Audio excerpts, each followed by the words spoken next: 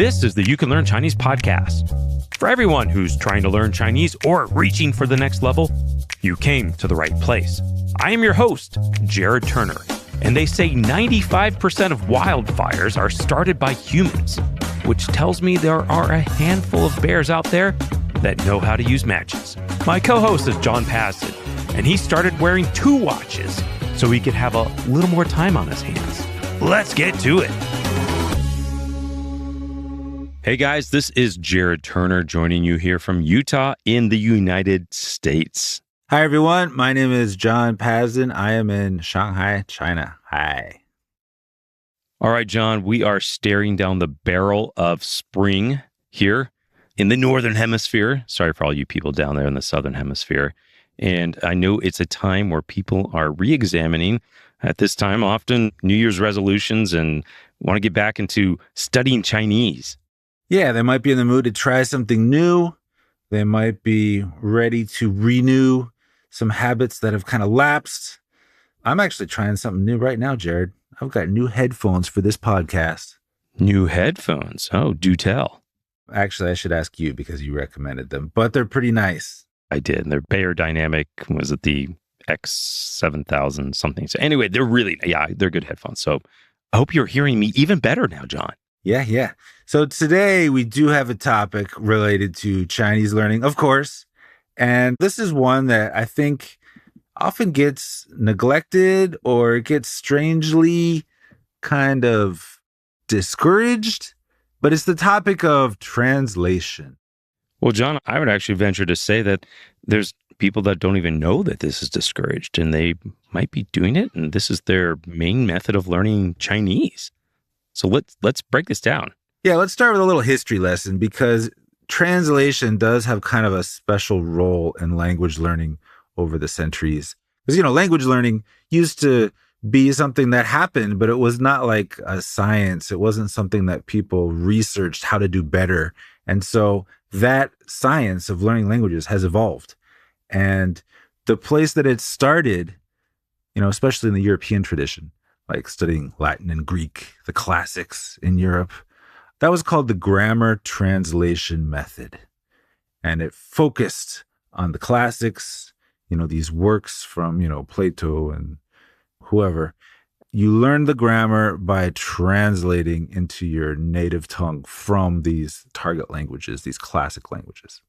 So if any of you out there are saying, well, maybe I'm doing this, we do see this very commonly in a lot of very more traditional Chinese language learning methods where, your teacher or maybe the course you might be going through, or even a textbook or worksheets, giving you a sentence and translate this. Oftentimes today, even as programs that use this is not like the sole method, but it is a very common method to see. Well, to be fair, they're probably not quite as bad as the grammar translation method because, this one was often used for Latin.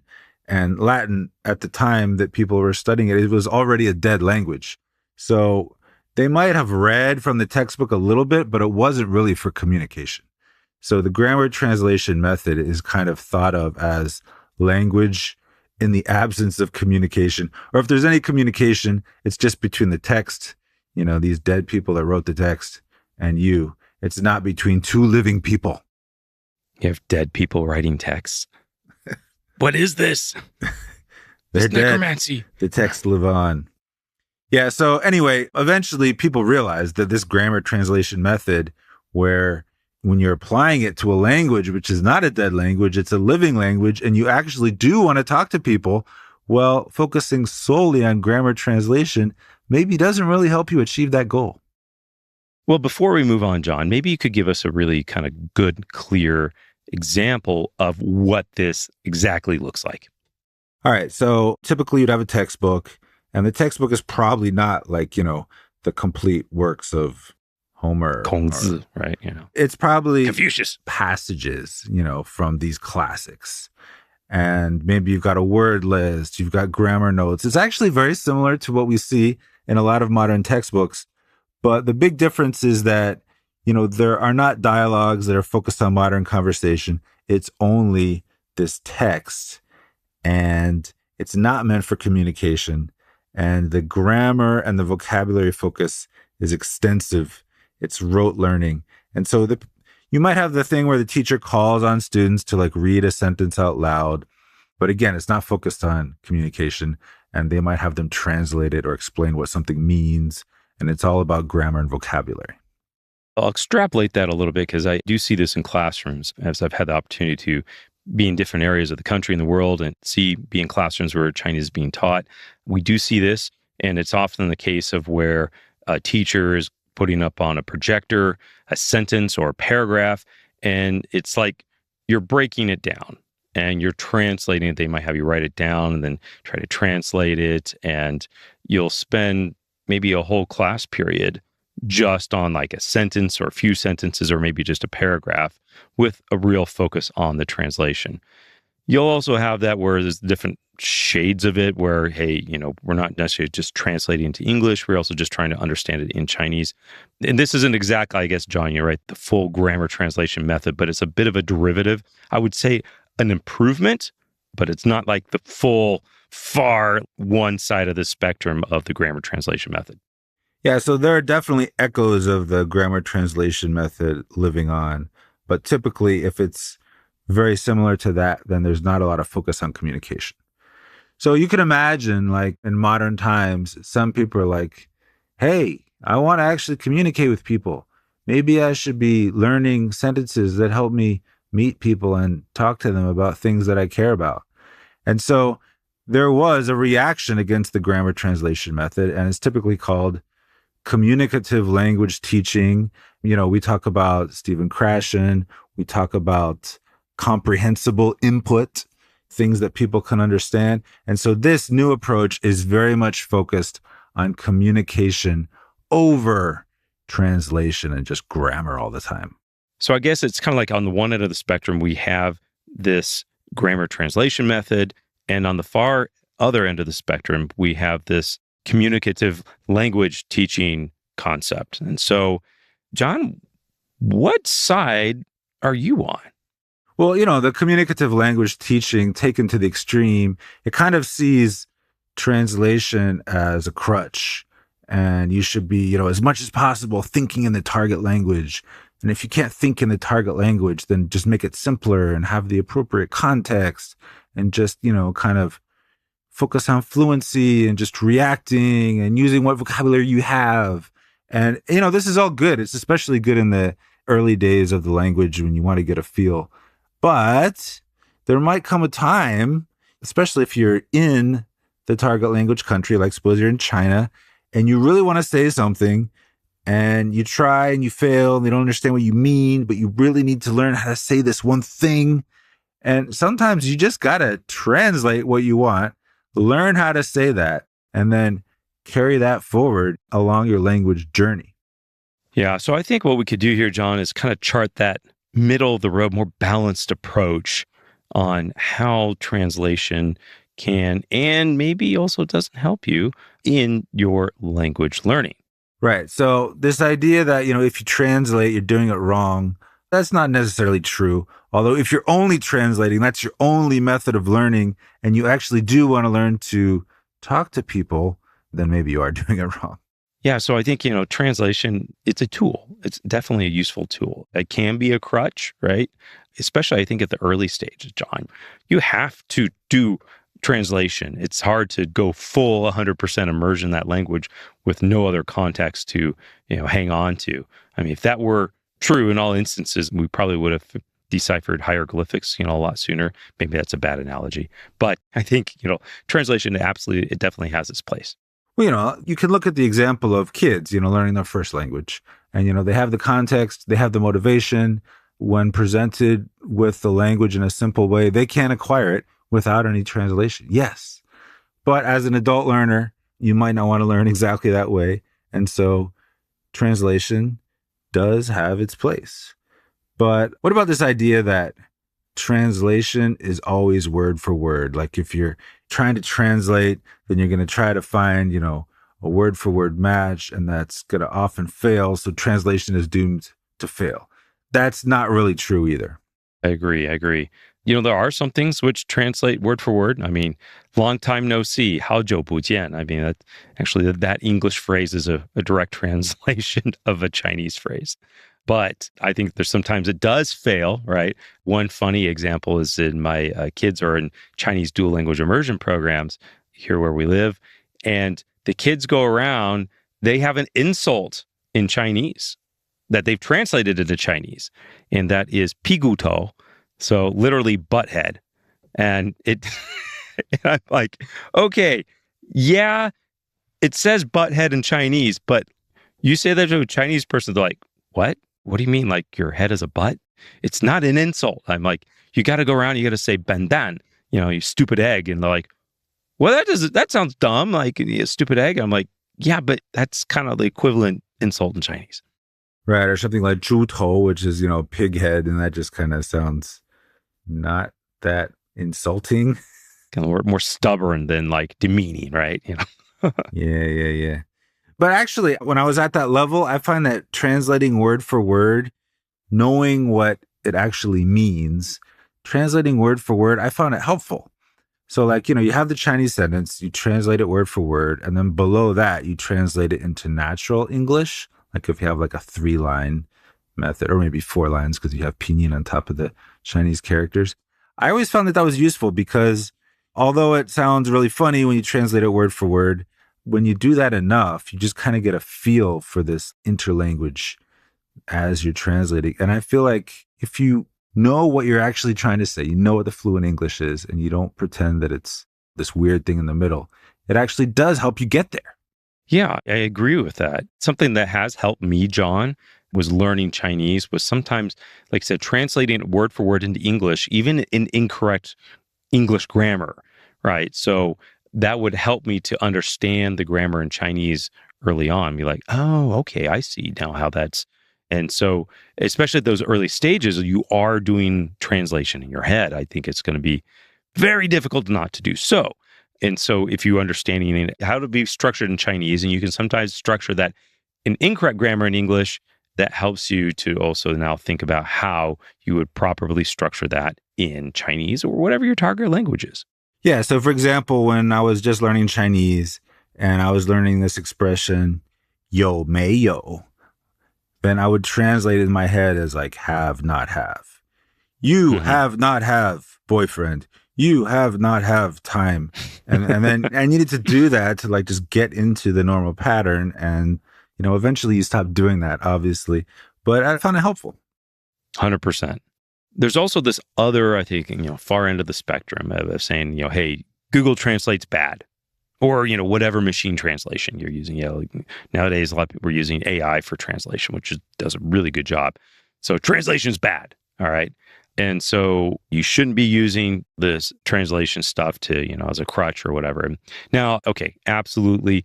You're using that for the bulk of your conversation. If you were like speaking entirely or writing entirely in your native language and translating to Chinese, you're not going to be learning a lot. But I do argue that there is a place for something like Google Translate.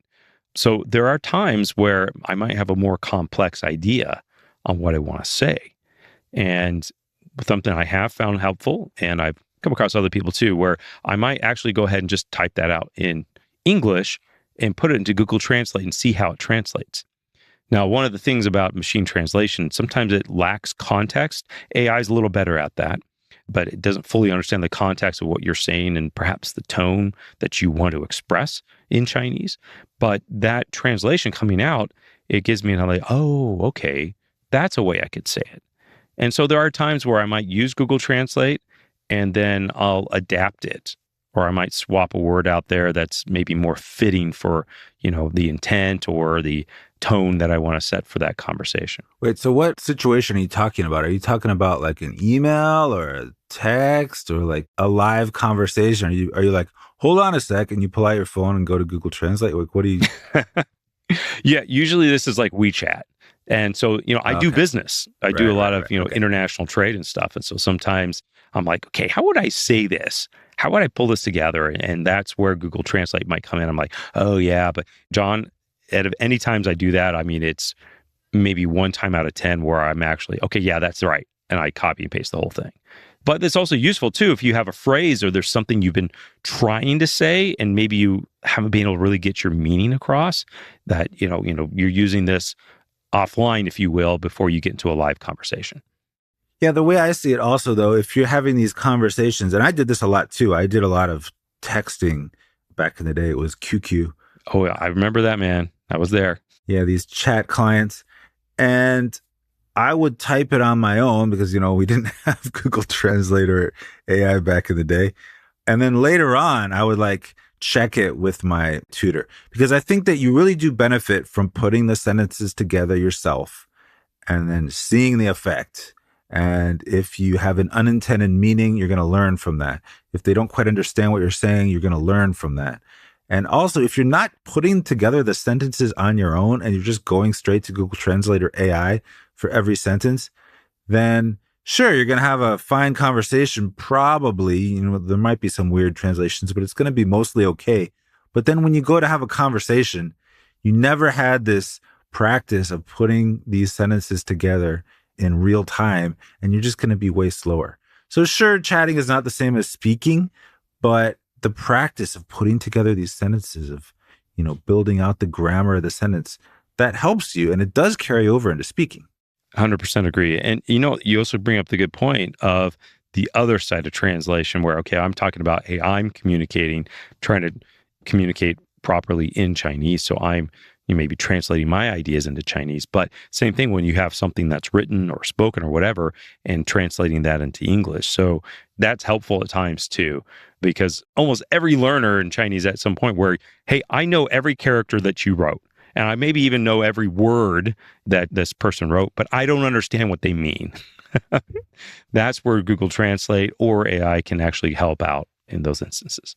And if you can courageously type out your own sentences and just send them, then later on you can copy those and put them into Google Translate, see what they translate as, and put them into AI and ask, hey, how native is this? Is there anything weird about this? Yeah. Did I just call his mother a horse? Or something. Yeah. And AI can often give you some good feedback. Of course, if you can share it with a native speaker who's good at giving feedback, that can be the best, in my opinion. Yes, but we don't always have that available, but obviously ideal situation. AI is always there for you. Is that what you're trying to say, Jared? Mostly, until they turn on us. Okay, and while we're on this topic of translation, how about this practice of mixing Chinese and English together? If you throw English into your Chinese, is that cheating? Chinglish. I love it, John. I have to admit, there was a time in my studies when I felt like any English in my Chinese was impure, and I had to purge my Chinese of all English. And even though my Chinese friends were throwing English into their Chinese, for some reason I wasn't, which, in retrospect is a little silly. I really have to say that if you're in a more professional environment, like a business, like office environment, this is actually really common in China. I remember, John, some early meetings I had been in China, this company I worked for. And yeah, the words are getting thrown out in English. These people talking in the meeting, they don't really speak English fluently. I mean, everyone knows a little bit of English, right? But they're throwing out budget, and once in a while sales would come up. I don't remember all the words, but it was oh, wait a second. I kind of got a little bit better gist of what's happening here because they are using a lot of English words in this meeting. But there are totally different situations too. You're talking about a business situation where there's lots of specialized vocabulary. One of the things that I noticed is that, the word okay, so ubiquitous in English, and Chinese people use it too. But you'll notice that they don't use it in all the same ways that you would use it in English. So to actually use the word okay in a Chinese-like way isn't quite as simple as you might think, because it's not just using it everywhere that you might use it in English. So it's kind of a fun challenge to figure out okay, so they're using okay to mean 可以, but they're not using it are you okay in that sense, maybe, or at least not as much. They're more likely to say 你还好吗? So it's kind of a fun game to see how English is used in Chinese, the nuance of it. And then you have things like, obu okay, stuff like that, where it's... I actually haven't heard that. You've never heard obu okay? No, I've heard okay la. So that's kind of a fun aspect of Chinese, I think, mixing in the English. Okay, boo. Okay. I love it. Jared, on the topic of translation, there's one other thing I'd like to mention. At All Set Learning, we have clients learning Chinese with us and their studies are personalized. And one of the things that a lot of them like and they request, if we don't offer it, is translation practice. And the reason is if the translation practice is customized, then you can get lots of practice saying things that you might actually want to say in real life. So unlike the classical grammar translation method where you're just taking sentences out of some dusty old book, if you're actually focusing on things you want to say, whether it's from a phrase book or from a workplace dialogue, then that kind of translation can be really useful because then you can actually go and use it almost right away. That makes a lot of sense. At the end of the day, if you're translating or if you want to translate, it's because there's something specific that you want to say and you know how to say it in your native language, but you don't know how to say it in your target language. So in that sense, it's perfectly reasonable to, use translation as a method for learning the language. Yeah, I mean, you got to put in the work at some point. And rather than, stalling while you try to translate it in your head, it can be really advantageous if you're focusing on good translation practices to do it ahead of time before you actually need it. And, as we're wrapping this up here, John, I think it's good to note that translation, and I'd say doing good translation, okay? So it can improve your language overall because as you're doing that, one of the things you're really focusing on, and good translators get this, and we're talking about, professional translators who do this for a career where they're doing live translation or, translating books or whatever, is that, they focus on the meaning and the intent. And that is one of the things that takes time to really grasp that feel and the intent of the language and how it's structured differently in Chinese than in English or whatever your native language is. And so translation definitely brings those things out and helps you become a lot more aware of those nuances and the differences in how things are said and structured and phrased. Yeah, in my own experience, I once had a job translating, and while I can't say that I really enjoyed it because you have to, get through all this text, it was really helpful for my language ability. And the kind of translation challenges that I always enjoyed the most is like translating a company name or translating some little slogan or translating, maybe even helping someone with a Chinese name, because rather than doing lots of text, you can go deep and consider all these different options. And I always found that really enjoyable. And when you do it in conjunction with native speakers, you can really learn a lot from each other. Something else, John, is I feel that like translation, it also helps you really build that speaking confidence. I recall at one point, my story, we had our cinnamon roll bakery in Shanghai. And one of the things I just wasn't entirely clear about was how to tell my employees to go wipe the table off. And I don't remember exactly how I was saying it, but I was saying it in a way that was awkward. And it wasn't until I had a tutor and I was sitting down with her and I'm like, how do I say this? What is the right way to say this? 把桌子擦干净. Yeah, 擦干净. And she helped me figure that out and was, 把桌子擦干净. Grab the table and wipe it clean. And I was like, okay, great. So now I could go into that setting and I could say it. I'm like, wipe the table off. And they knew exactly what it was. It was clear and it got done.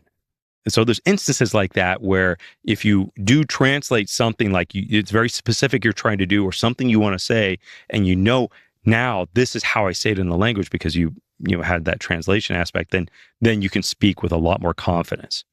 And it's also a really good way to tackle some idioms. Like there might be some idioms that you use a lot in English that are not directly translating to Chinese, and you can't directly translate them. But what is the best way to say them? And so those can be fun too. Okay, so Jared, we started out by talking about, this ancient method of learning languages, which was all focused on translation and grammar. We took ourselves to the opposite end of the spectrum where it was all about communication and translation was bad. And then we kind of went into the middle and we talked about some different ways that it might help you at different stages of your learning and ways that it might give you new insight into this language that you're learning called Chinese. Yeah, so I think that translation, it's not the enemy of fluency, but it also can be a crippling crutch. And so I think it's being able to use it wisely and judiciously along your language learning journey and recognize that it is a tool in a toolbox of learning methods. Yeah, I feel like we've said the same thing about quite a few things like pinyin, yeah, you got to use it, but don't rely on it too much. Or, hey, what about flashcards? Aren't they great? Well, yeah, but don't use them too much. So, translation is the same thing. Absolutely. So, John, when's the last time you translated? Today. Was it to order a cup of coffee or something? No, it's for a coworker who needed help with their Chinese app. Well, there you go. Translation for the win. All right, so don't be afraid of translation. And remember, you can learn Chinese. Thanks for listening to the You Can Learn Chinese podcast. I'm Jared Turner, co-founder of Mandarin Companion, alongside my co-host, John Pasden, co-founder of Mandarin Companion, founder of All Set Learning, the Chinese Grammar Wiki, and Sinosplice.com. If you liked today's episode, hit that subscribe button, share it with a friend. It's the best way to help us reach more Chinese learners. You can also leave us a review on iTunes. We'd love to hear from you. Or come connect with us at mandarincompanion.com or follow us on Instagram, Facebook, and Twitter. Got a Chinese learning story? We want to hear it. Head over to our website and you can apply to be featured on this show. You want a fun way to boost your Chinese? Grab a Mandarin Companion graded reader. Available on Amazon, Apple Books, Google Play, or wherever you get your books. Apologies to John Cena. We just ran out of time. The You Can Learn Chinese podcast is produced by myself, Jared Turner, and is edited by Jasper Chua. And of course, thanks to my co-host, the man, the myth, the legend, John Pasden. See you next time.